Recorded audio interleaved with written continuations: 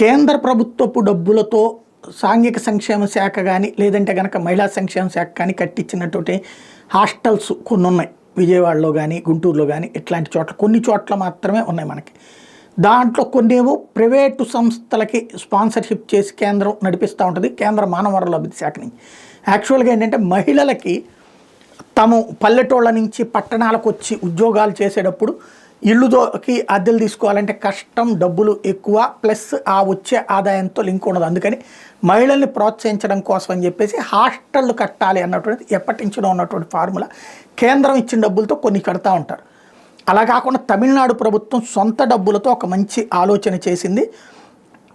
తోళి అనే హాస్టల్స్ పెట్టారట వాళ్ళు. తోళి అంటే తమిళ భాషలో స్నేహితురాలట. ఉద్యోగాలు చేసే చదువుకునే మహిళల కోసం తమిళనాడు ప్రభుత్వం ప్రవేశపెట్టిన తోళి వసతి గృహాలకి క్రమంగా పెద్ద ఎత్తున పెరుగుతున్నాయి. ఇప్పుడు 13 అందుబాటులోకి వచ్చినాయి. చెన్నైలో 4, తిరుచిలో 2, కోయంబత్తూరు, పెరంబలూరు, సేలం, తంజావూరు, తిరునల్వేలి, వేలూరు, విழுப்புరం ఒక్కోటి చొప్పున ఈ హాస్టల్ నడుస్తున్నాయి.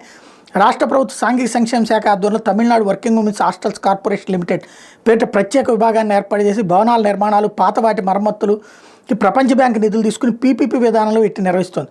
2000 మందికి పైగా మహిళలు, యువతులు ఈ వసతి గృహాల్లో ఉంటున్నారు. టీచర్లు, ఐటీ ఉద్యోగులు, విద్యార్థులు, పరిశ్రమలో పనిచేసే వాళ్ళు, తాత్కాలిక ఇంటర్న్షిప్ శిక్షణ నిమిత్తం వచ్చే వాళ్ళకి ఇవి బాగుంటున్నాయి. సింగిల్, డబుల్ షేరింగ్తో పాటు 4 కలిసి ఉండే వాళ్ళకి పెద్ద గదులు, డార్మెటరీలు కేటాయిస్తున్నారు. ఉచిత వైఫై, సెక్యూరిటీ గార్డులతో పాటు 24 గంటల భద్రత, సీసీ కెమెరాలు, నిఘా, బయోమెట్రిక్ యంత్రాలతో హాజరు, క్యాటరింగ్, లాండ్రీ, వాహనాల పార్కింగ్ లాంటి సదుపాయాలు కూడా ఉన్నాయి. పసిపిల్లలతో వచ్చిన తల్లులకి అనువుగా సమీపంలో డే కేర్ కేంద్రాన్ని కూడా ఏర్పాటు చేస్తున్నారు. పిల్లలకి ఆట వస్తువులు ఉంచారు. దివ్యాంగుల కోసం ప్రత్యేక వస్తువులు సమకూర్చారు. ఆర్థిక స్తోమతను బట్టి నాన్ ఏసీకి నెలకు 2200 నుంచి 7800, ఏసీకి 6800 నుంచి 10620 వరకు ఛార్జీలు తీసుకున్నారు. 15 రోజుల కన్నా తక్కువ కాలం వస్తే కావాల్సిన వాళ్ళు రోజువారీగా 400 నుంచి 1200 రూపాయలు కట్టి ఉండొచ్చు. ఇట్లాంటిది చక్కటి ఏర్పాటు చేశారు. ఆంధ్రప్రదేశ్ ప్రభుత్వం కూడా అట్లాంటిది ఏదైనా ఏర్పాటు చేయగలిగితే తెలంగాణ ప్రభుత్వం అత్యధికంగా అవసరం. హైదరాబాదులో రేవంత్ సర్కార్ దీని మీద కాన్సన్ట్రేట్ చేయాల్సి ఉంది. అలాగే ఆంధ్రప్రదేశ్ ప్రభుత్వం వైజాగ్లో ఇట్లాంటిది ఏర్పాటు చేయాల్సినటువంటి అవసరం ఉన్నాయి.